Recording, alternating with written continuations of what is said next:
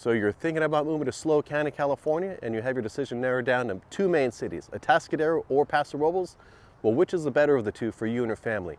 In today's video, I'm going to be comparing 5 main aspects of each community so you can decide which one makes the most sense for you to move to. Stay tuned. And if we have not met before, my name is Mark Willey. I'm a local real estate agent and mortgage professional, and I created this channel as a means to highlight all things great and sometimes not so great about living in this part of the state, so you can decide whether or not calling this place home is right for you. So in just a minute, we're going to be jumping into my computer, and I'm going to be using Google Maps and a couple of other very popular websites to really compare Paso to Atascadero. And we're going to be looking at 5 main elements or aspects of both towns, ranging from local real estate trends, home prices, things like that. We're going to look at their respective school districts to see how they perform compared to national numbers. Of course, we're going to be looking at their downtown parks and see which one has better restaurants and bars and things to do. We're going to cover a little bit of the crime stats for both towns, and last but not least, we're going to be covering outdoor activities such as hiking trails, biking trails, and things like that. So let's get right to it. All right, back at my office in the little town of Templeton, which is directly in between Paso and Atascadero. It's a little unincorporated area. Great little town. I will do a video about the benefits of this town in coming weeks and months. But for the time being, let's go ahead and do a quick overview of SLO County overall before we dive into the differences between Paso and Atascadero, because that's what this video is about specifically.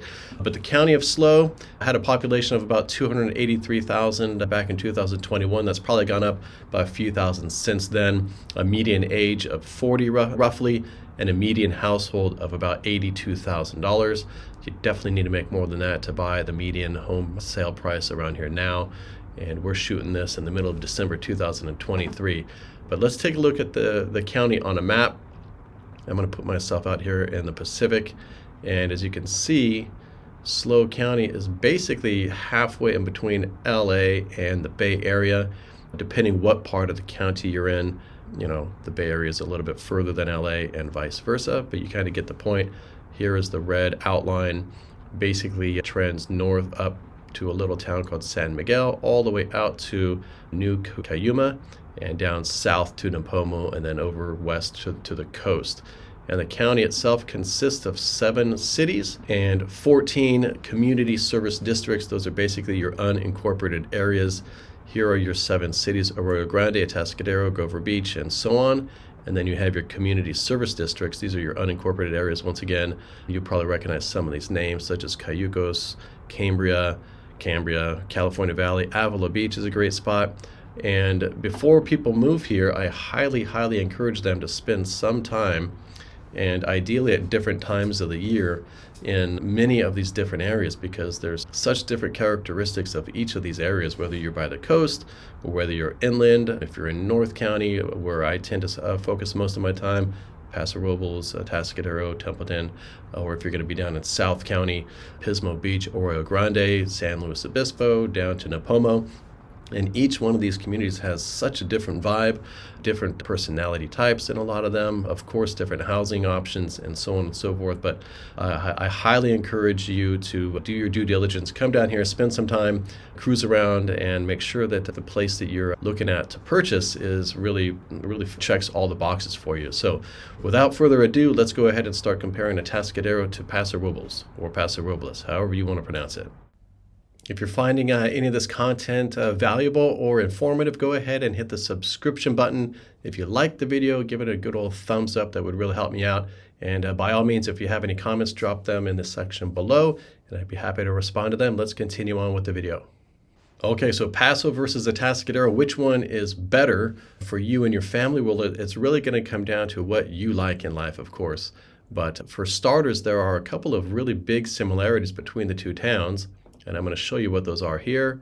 If we look at the U.S. Census website, we will see that their populations are very close. So as of July of 2022, Paso's population was about 31,500.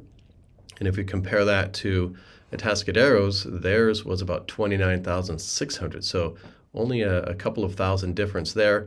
When it comes to size of the towns, Paso comes in at around 20 square miles, as we can see here. and Atascadero is approximately 26 square miles in size. So pretty similar in both population and geographic size.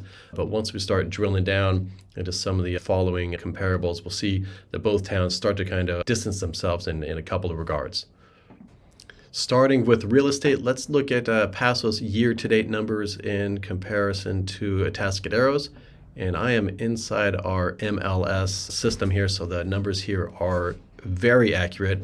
And we're just going to be looking at residential sales, no commercial, no leases, just residential sales of single-family homes, no condos, no manufacturers, just for the purpose of this comparison.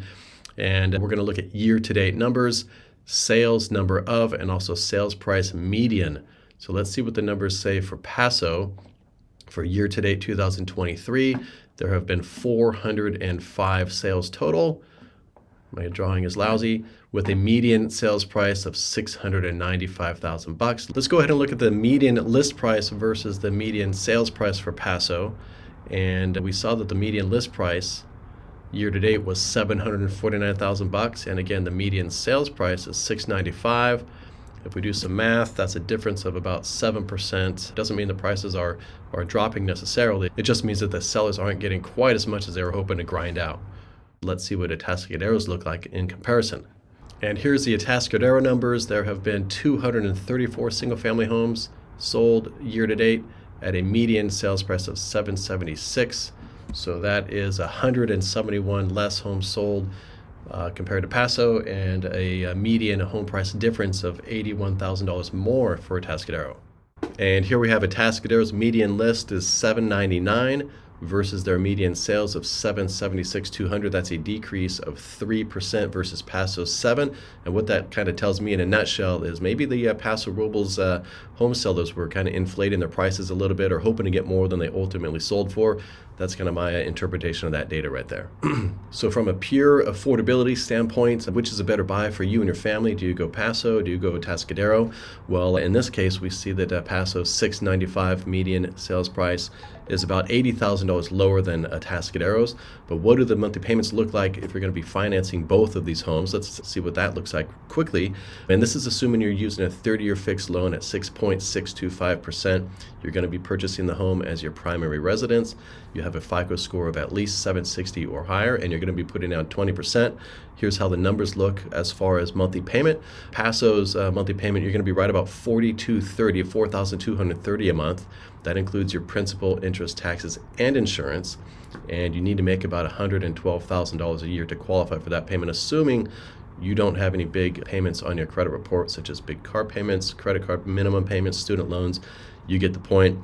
Comparing to Atascadero's median purchase price, here's how those numbers look.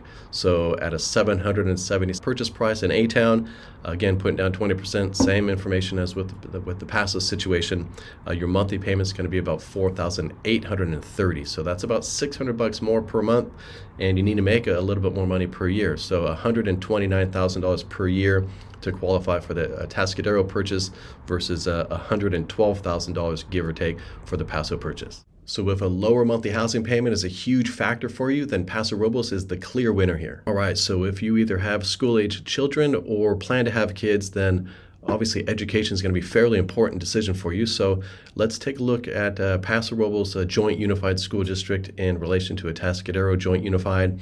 And I like to use these two websites. I'll show you them here. I like to use usnews.com, and you can plug in the school district of your choice. And I also like to use a website directly from the California Department of Education's website, and that is casschooldashboard.org. You can plug in the school of your choice, and you'll see a whole bunch of different graphs and reports. I like the californiaschooldashboard.org a little bit more because it comes directly from the school district, so I think that information is going to be pretty darn ironclad. Let me go ahead and minimize my screen here, and we'll do a quick side-by-side, and this is by no means an exhaustive comparison between these two school districts. I 100% encourage you to do your own due diligence and make the decision as far as which area you prefer, as far as which one has a better school district, Paso or Atascadero. So let's just take a quick look at Paso's numbers here on the californiaschooldashboard.org. And let me make myself small so I'm not hogging up the screen. And we can do a side-by-side quickly here with the Atascadero also. And you see these graphs here. You could dive into these on each of these and really dive into more and more information. But just kind of a high-level comparison, let's do a quick comparison of these graphs. There is Atascadero's. We got chronic absenteeism kind of right down the middle. Suspension rate is pretty bad. And by the way, when the arrow is pointing to the left, that means it's worse versus going to the right. So suspension rate, English learner progress, so that's for kids that obviously English is not their first language. Graduation rate is not particularly great. You kind of get the point here. If we compare it with Paso's, they're pretty darn similar. If you look at all these charts here, they're pretty darn similar for the most part. You could dive in, as I said, further into actual reports. You can go onto this tab here, generate a PDF report. You could look at view additional reports. So there's a ton of information on the California School Dashboard website. Again, I'm not here to tell you where to send your child for schooling, but you can do your own education. So you could do your own investigations on these two websites. The US News.com website kind of breaks down the number of schools. You see that Paso has 7 elementary, 3 middle, and 3 high schools. Compared to Atascadero's, they have 9 elementary, 3 middle schools again, and 3 high schools. And I would encourage you just to kind of peruse these websites and see kind of what information is important to you. We can scroll down and see, test scores, etc. I kind of like this one down here where expenses per student. So this breaks down how much the Atascadero Unified School District spends per student. It's about $12,000 a year. If we slide over to Paso's numbers and scroll down, it's almost the same. It's $11,500. So that's not a huge disparity there between the two districts. But again, play around with these websites, interview some of the school administrators, do what you need to do to ensure you're making the right choice for your student. All right, so if you are the type of person that likes living in a community that has a really cool core downtown with a park, with grass, places you can take your dog and your kids to go play at, then we're going to compare both the Atascadero's and Paso's because they both have one. I think we're going to see who the clear winner is pretty darn quickly, but let's jump into this Google Map comparison. And I'll let you kind of decide for yourself. I know where my loyalty lies, but if we start with some comparisons between the two, then we see that Paso has a nice big downtown park. It's basically 2 city blocks by 1 city block in size, and it's right off of Spring Street and 12th and 11th Street basically. And if we slide down to Atascadero, theirs is called the Sunken Gardens. And if we're going to go all the way down here, then let's zoom in on theirs, and then we'll talk about some of the similarities and then, of course, some of the differences. But if we come down to Atascadero's, they have a nice big one as well, and they have a gorgeous city government office there, by the way. So you see the Sunken Gardens is about the same size, 2 blocks by 1 block in size, but that's kind of where the similarities stop, well, for the most part. What they do have in common, in addition to their size, they both have a good farmers market each week, and you can check their websites, their respective websites, for more information on that. You can go to visitatascadero.com, and for the Paso local information, especially for downtown things, you go to travelpaso.com. But back to the map, what I like about Paso's downtown park, much more so than Atascadero's, is the fact that it is much more concentrated with respect to where all the restaurants and mini bars and tasting rooms and shopping are located. If we slide in here again to the downtown park, then you're going to see along the perimeter of the park, let's get my little highlighter, these are all, for the most part, restaurants, small business shops, places to eat, places to drink. So they're all pretty much right along the perimeter of the park, but they also kind of extend into a couple blocks north, south, east, and west of the downtown. But you have some really good restaurants here. I'm talking really, really good, some very good high-end restaurants. A lot of them are also in the kind of middle price range, but I haven't found a bad restaurant downtown Paso yet, and I've eaten at most of them. I think you have about 25 to 30 tasting rooms in this small area as well, and it's just a great place to come and hang out. They have concerts in the park during the summertime where you can bring your beach chairs and your blankets and bring your wine and all your food, and you can actually drink and eat in the park legally.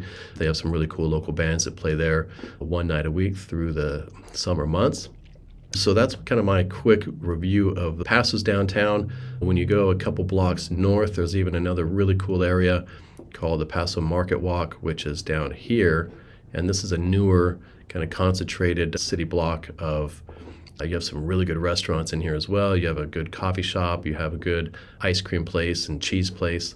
So the fact that the Paso restaurants, bars are more concentrated in a more walkable, sort of a more concentrated place compared to Atascadero, I give Paso the nod there by a wide margin.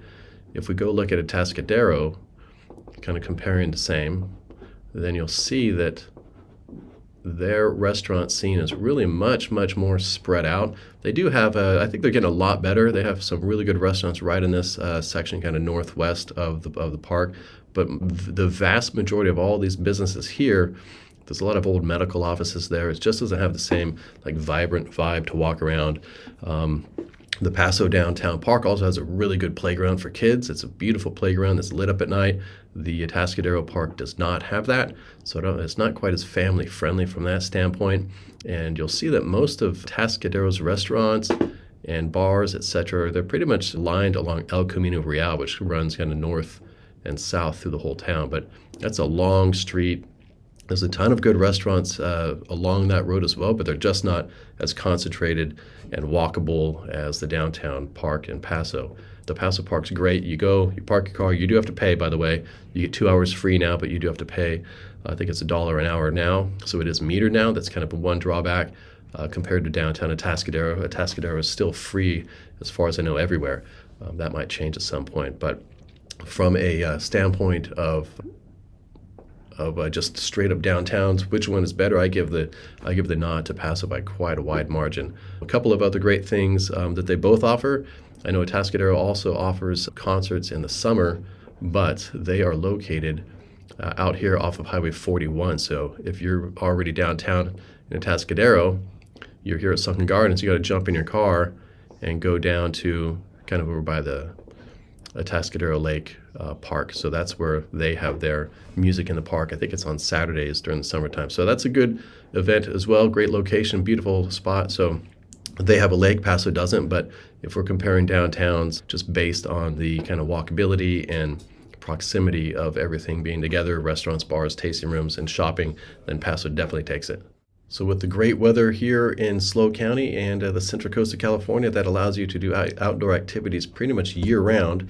Let's take a look at which area, Paso versus Atascadero, has better outdoor activities. And we're going to focus primarily on hiking just for the purpose of this quick clip. Let's go over to Google Maps. I'm going to minimize myself again. And let's type in hiking area.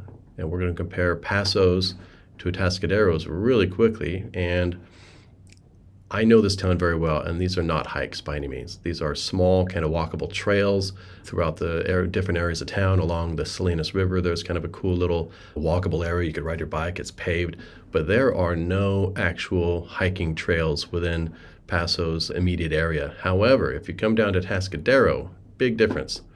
You have a ton of hiking trails, and these are some legitimate, serious hiking trails. Specifically, if you want to go to a few miles west, you have Cerro Alto. This one's a beast. I think it's about 4 miles round trip. But once you get to the top of Cerro Alto, this is my favorite hike in the county, by the way. You have amazing views of the valley, of the ocean to the west. But you see here just a quick Google map search, and there's a tremendous difference. If you want to go just a little south from Atascadero, you could get down to the Cuesta Ridge trailhead. This is an awesome hiking and biking trail. So from a straight hiking standpoint, Atascadero really takes this one. You can also go to the websites that I just mentioned. We can go back to visit atascadero.com, hit things to do, and it will allow you to, it'll show you what trails and hiking areas are within a close proximity, relative to close proximity. Some of them are listed that are way out of town. And you can also go to Travel Paso, hit their things to do outdoors in Paso, and it'll list the hikes that we just saw on Google Maps. So if we're comparing just hiking options, Atascadero takes this one by a wide margin. All right, safety of Atascadero versus Paso. Let's go ahead and take a look at some of the crime stats here. And let's minimize myself again. And I'm going to show you a really good website that you can go to. cde.ucr is going to take you to the FBI crime statistic website, and that's exactly what I did here to compare and contrast Paso versus Atascadero.